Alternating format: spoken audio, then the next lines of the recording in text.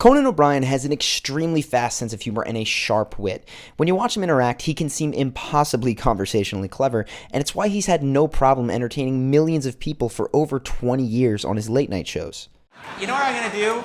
I'm gonna be the villager because he looks like one of those puppets in a horror movie that comes to life and murders everyone. Look at his eye. Those are the eyes of a killer. He's enraged because a mad scientist put spoons on his hands. So it's the homicidal spoon hand boy against Jared Leto. But the truth is that there are principles behind the kind of sharp wit that Conan uses so often. And while his years of comedy training have made him a master, simply understanding the principles and using them in your own life can make people find you much funnier. So let's take a look at what those principles are today. First, out of context analysis. Let's rewatch that first clip. You know what I'm gonna do? I'm gonna be the villager because he looks like one of those puppets in a horror movie that comes to life and murders everyone. Look at his eye. Those are the eyes of a killer. He's enraged because a mad scientist put spoons on his hands. We all recognize that cartoon hands represent real hands even if they aren't anatomically perfect. But Conan describes that image as it would appear to someone who had no context to be able to understand what a cartoon hand was. And when you strip that context away, they do kind of look like spoons in this case. That is where the laugh comes in. Conan is pointing out how weird the world that we live in every day actually is. And it's this constant lack of context that makes Conan's Clueless Gamer series so funny. Here's another example. Mario, Yep. He's Italian. He speaks very broken English. Yes, that's so true. if he's been living in this country for a long time, he's not really paying attention. But Conan doesn't just do this in areas where he actually doesn't get the context, like video games. Conan uses this comedic tool all the time.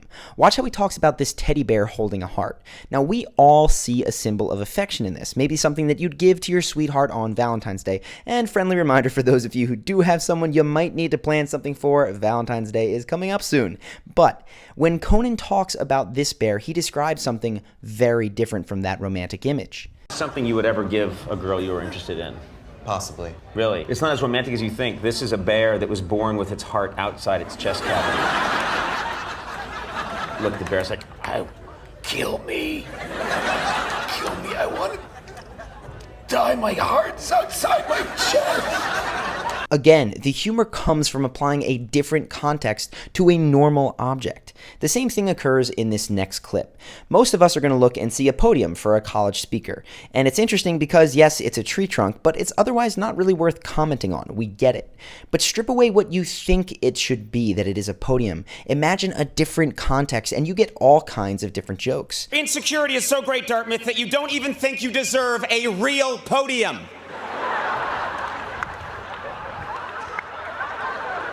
I'm sorry, what the hell is this thing? It looks like you stole it from the set of Survivor, Nova Scotia.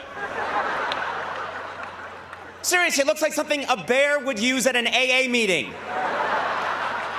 This is a huge component of what it means to be witty. It's to change the context constantly of normal things that people otherwise take for granted.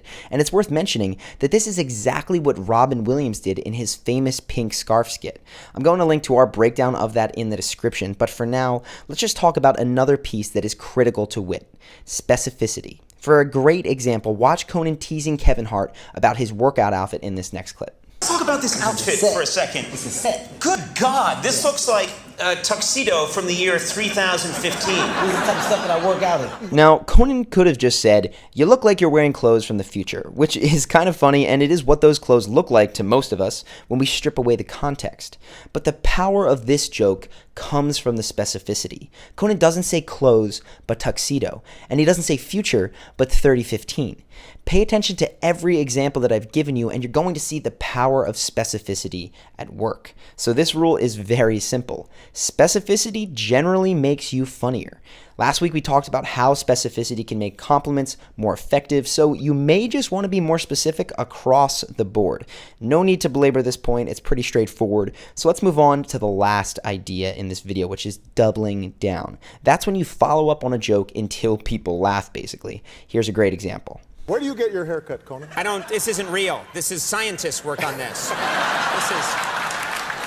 This is a high-density polymer that NASA invented. Hair is for wimps. This has robotics in it. It can do things. You see here Conan making several follow-up jokes all on the same theme of his hair being fake. The first joke provides the premise that his hair is not real. Everything else that he adds just makes that more absurd and therefore funnier. The critical word here is absurd. Ideally, each add-on joke takes the original to a more extreme place. That is the power of doubling down. And here's another example. The premise of this next joke is that Nintendo's designers are on acid. Now, he takes it to more absurd places, even adding in weird noises until he gets his big laugh. A scarf. He's like a kind of like a frog. He uses water swords. So everyone at Nintendo is on acid. All the time. You know what I want to know? What ideas do they edit out at Nintendo? His name's Jib Jub. What is he? He's a blip blorp. What's he do? He goes to Gimbar. The nice thing about doubling down is that you can do it with jokes that your friends make as well, and it typically feels good for everyone involved.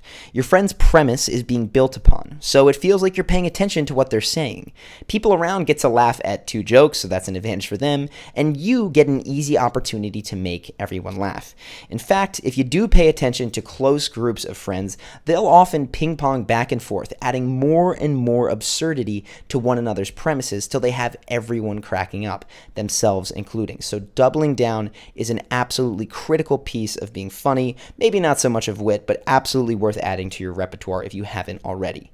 So those are the three main pieces from Conan O'Brien that can help you to develop his wit. They are, first, recontextualizing everyday things. Second, being specific in all of your jokes.